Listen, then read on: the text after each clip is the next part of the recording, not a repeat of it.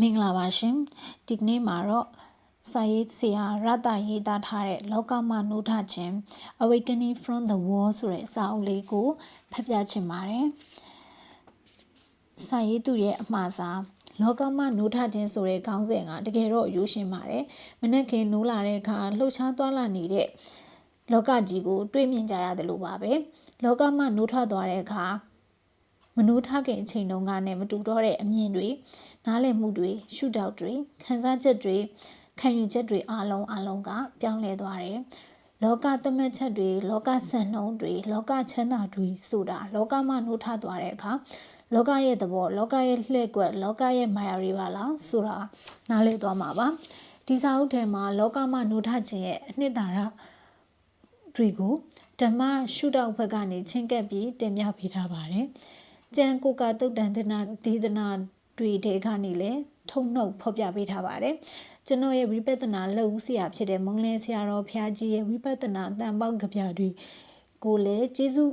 တည်တဲ့စွာဖြင့်ထည့်တွင်ဖော်ပြထားတယ်လို့ဝိပဿနာကိုခေတ်သစ်အမြင်နဲ့ဆက်ပေးတဲ့နေရာမှာအရန်သဘောကျရတဲ့ဆရာကြီးဒေါက်တာစိုးလင်မန္တလေးရဲ့လောကအမြင်ကိုဓမ္မအမြင်ထပ်လိုက်ခြင်းကြောင့်ဘဝအမြင်တွေပြောင်းလဲသွားစေတဲ့သဘောတရားလေးတွေကိုဆရာကျေးဇူးတည်တဲ့စွာဖြင့်ထည့်သွင်းဖော်ပြဖြစ်ပါတယ်ကျွန်တော်ကိုယ်တိုင်ဗုဒ္ဓရဲ့ဓမ္မကိုရှုထောင့်ပေါင်းစုံ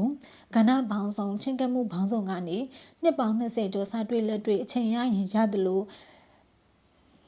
retreat တွေဝင်ပြီးလေ့ကျင့်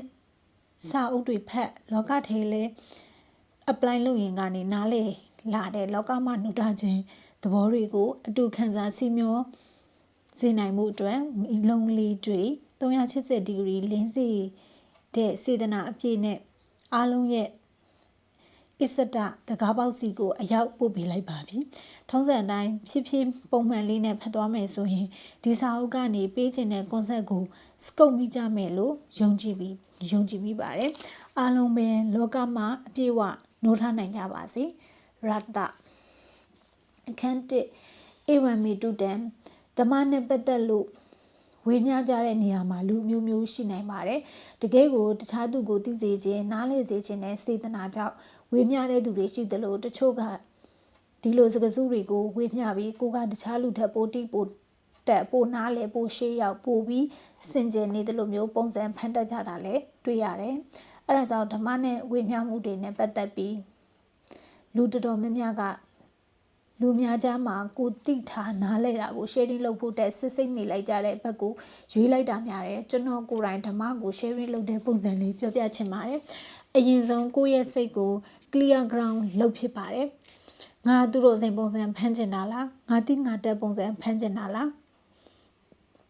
personal branding လုပ်ချင်တာလားအများကိုငါနားလဲထားတဲ့အတိုင်းတကယ်သိစေချင်တာလားဆိုတာမျိုး sensitive ရှိပါတယ်ကိုဖတ်မိတဲ့နားလည်မိတဲ့ဓမ္မပို့ချချက်တစ်ခုခန္ဓာ၅ပါးသဘောတဘာဝကိုနားလည်တဲ့အတိုင်းပဲမျှဝေဖြစ်တယ်မသိတာကိုသိတယ်လို့မပြောနားလည်သမျှကိုနားလည်တဲ့အတိုင်းပြောပြတယ်တခါဝိပဿနာ training ကန်တွေဝင်ရောက်ပြီးတဲ့အခါလက်တွေ့ကျင့်ကြံ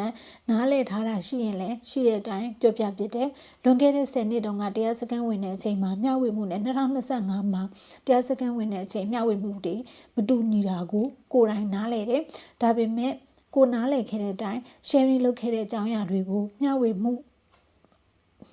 တိုင်းအပေါ်အရင်တုန်းကငါဒီလိုနားမလည်ခဲ့တာပါလားဆိုပြီးမဖြစ်မီကျွန်တော်တို့တွေဒီလိုဓမ္မပူချချက်တွေအခုလိုနားထောင်ကျင့်ကြံနိုင်တာ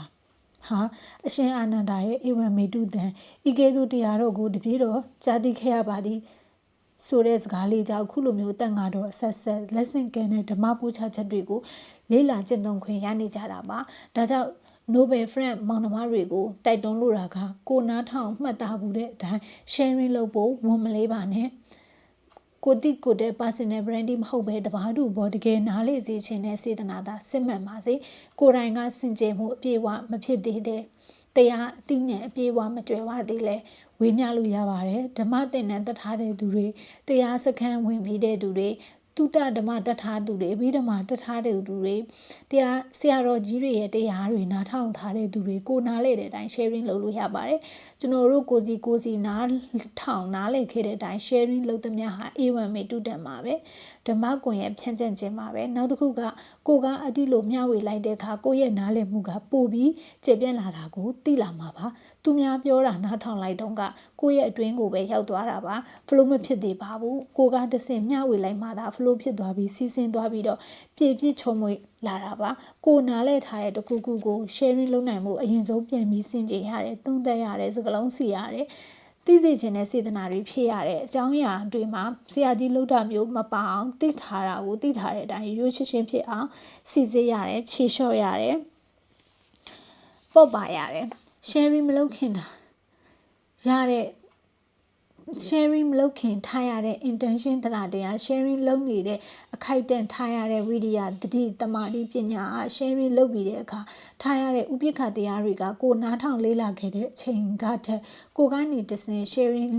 လုပ်လိုက်တဲ့အခါမှာပို့ပြီးပြည့်စုံလာတာကိုခံစားကြရမှာပါကျွန်တော်အဖေဆိုရင်အဘိဓမ္မာဝိတုဒ္ဓိမတ်သင်တန်းတွေကိုဆရာဟန်ဆရာမကြီးဒေါခင်လာတင်တို့စီမှာတင်ယူပြီးကိုမျိုးကိုရွာမှာပြန်လည်မျှဝေတဲ့အခါမှာလည်းတဖြည်းဖြည်းနဲ့သင်ခန်းစာအုပ်ကိုကြီးစရာမလိုပဲသင်တန်းသားတွေကိုဝေမျှလာနိုင်တဲ့အပြင်ဒီအဘိဓမ္မာဝိတုဒ္ဓိမတ်တရားတော်တွေကသူ့တရံမှာပို့ပြီးကိန်းလာတာကိုသတိထားမိပါတယ်အဖေကိုယ်တိုင်လည်းပြောတယ်တခြားသူကိုဝေမျှလိုက်တယ်ဆိုပေမဲ့သူကပို့ပြီးနားလည်လာတယ်တဲ့ဒါကြောင့်ကျွန်တော်တို့တွေလည်းအရှင်အာနန္ဒာရဲ့လက်ဆင့်ကံမျှဝေမှုတိုင်းအေဝံမီတုတံကိုတိထာနားလည်ခဲ့သလိုမျှဝေခြင်းကြောင့်အလင်းတက်များဖြန့်ကျက်နိုင်ကြပါစေဗျာ